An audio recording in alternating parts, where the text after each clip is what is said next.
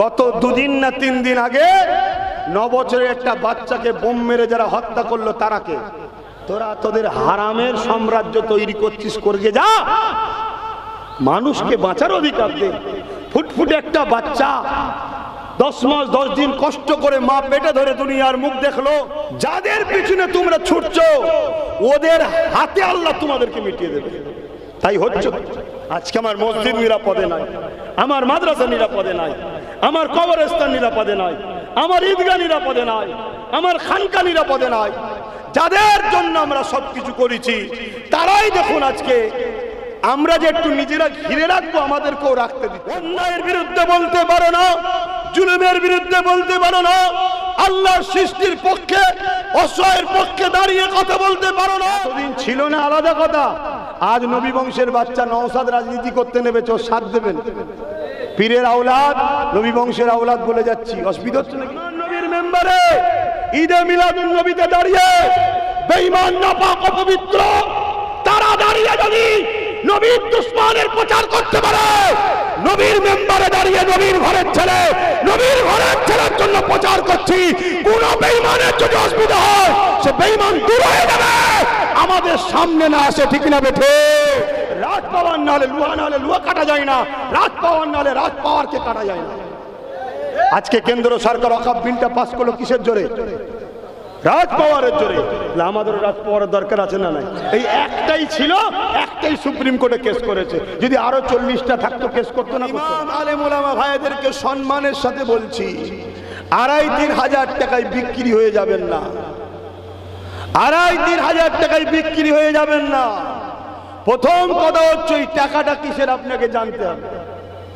খোলাসা বলেছে কিসের টাকা?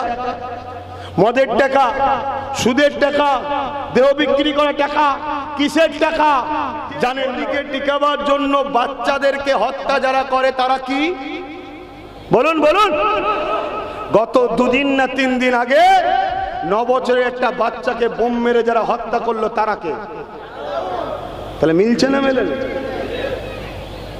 তোরা তোদের হারামের সাম্রাজ্য তৈরি করছিস, করগে যা।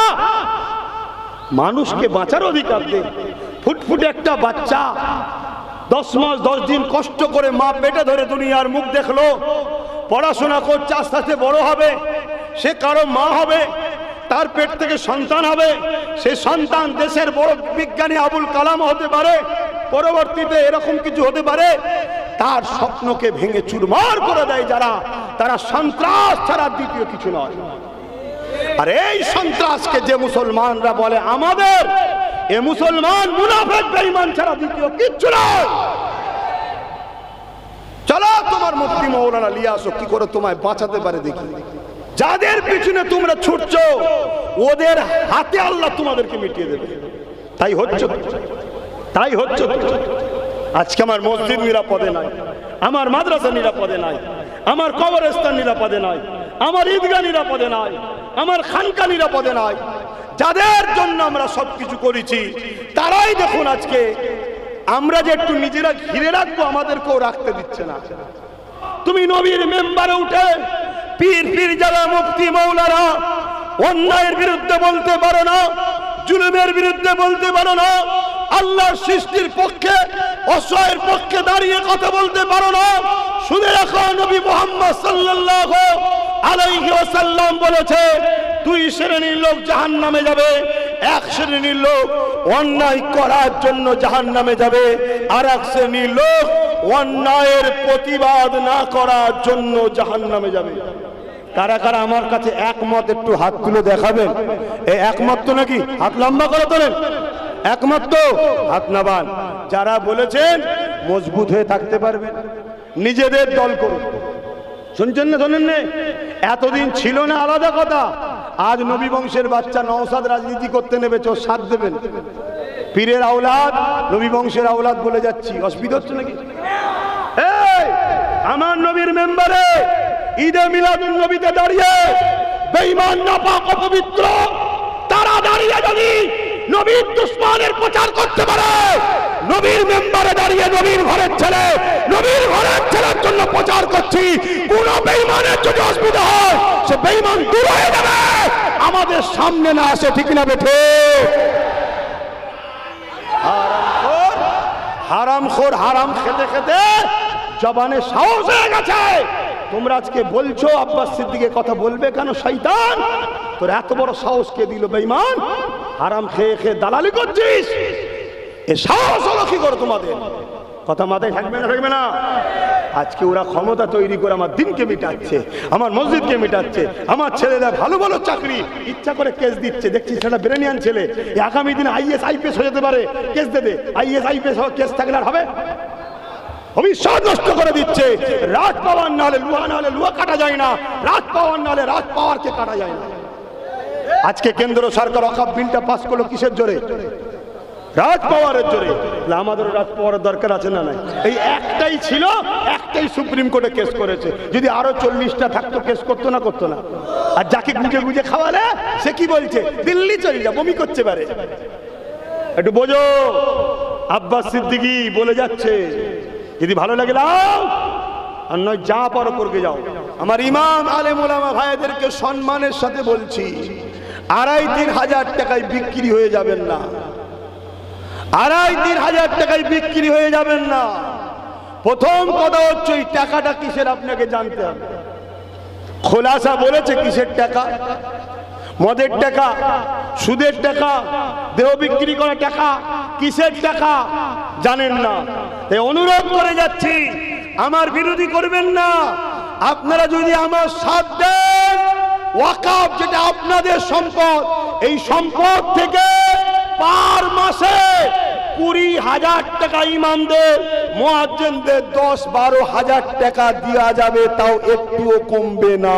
এত টাকা আমাদের আছে। শুনছেন? যদি বিশ্বাস করেন আমার সাথ দেন। কিন্তু এই সামান্য পয়সা নিয়ে যদি আপনি মসজিদে দাঁড়িয়ে মুসল্লিদেরকে বলতে না পারেন, এ মুসল্লিরা, আজ কেন্দ্র সরকার ওয়াকফ কালা কানুন তৈরি করে আমাদের মসজিদ মাদ্রাসা দ্বীন ইসলামের ঐতিহ্যকে মিটাতে চাইছে, আমাদেরকে ভুলে গেলে চলবে না। কেন্দ্র সরকারের এই কালা কানুনের বিরুদ্ধে আমাদেরকে লড়াই করতে হবে। পাশাপাশি রাজ্য সরকার, সে আমাদের দরদি বলে, কিন্তু আজকে তার মুখোশ খুলে গেল। সে নিজে বলছে কেন্দ্রের বিরুদ্ধে এই বাংলায় আন্দোলন করা যাবে না। মসজিদ মাদ্রাসা কবরস্থান নিয়ে, ওয়াকফ নিয়ে যারা কথা বলবে, তারা আমার সবথেকে বড় দুশমন হবে। অতএব নামাজি মুসল্লিরা শোনো, কেন্দ্র সরকার হলো মসজিদ মাদ্রাসা ইসলামের প্রকাশ্য দুশমন, আর রাজ্য সরকার হলো আমাদের সামনে ঘুমটা দিয়ে ইসলামের ভেতরে ভেতরে বন্ধু সেজে মুনাফিক দুশমন। এই কথা যদি ইমাম তুমি মসজিদে বলতে না পারো, আমার ইমাম বন্ধুদের বলে যাচ্ছি, আল্লাহর জাত পাকের কসম করে বলছি, ওই মসজিদের মধ্যে আগামী দিন তোমাকে পুরানো হবে, তোমার পাশে কেউ জাতি দাঁড়াবে না। তার নমুনা একটা বলে যাচ্ছি, এই বাড়াইপুরে মসজিদের ভেতরে ঢুকে পেশাব করেছে, বিচার হয়েছে।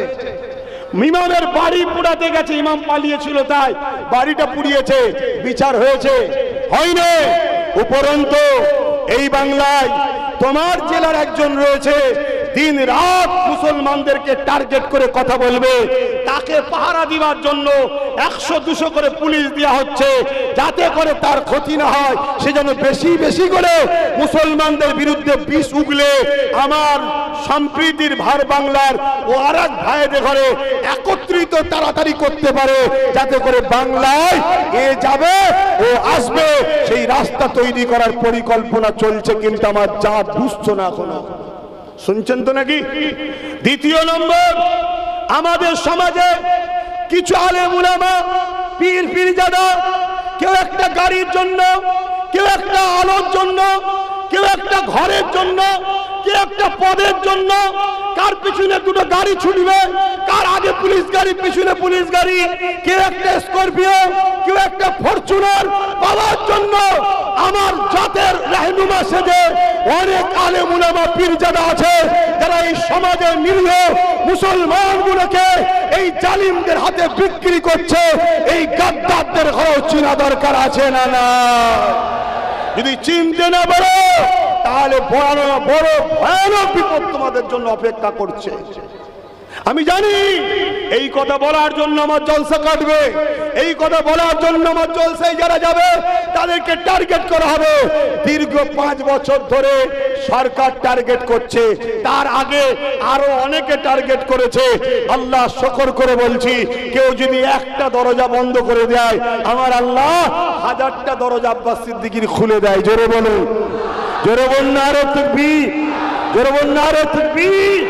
কিন্তু আমি ভুল কিছু বলছি, ভুল কিছু বললাম।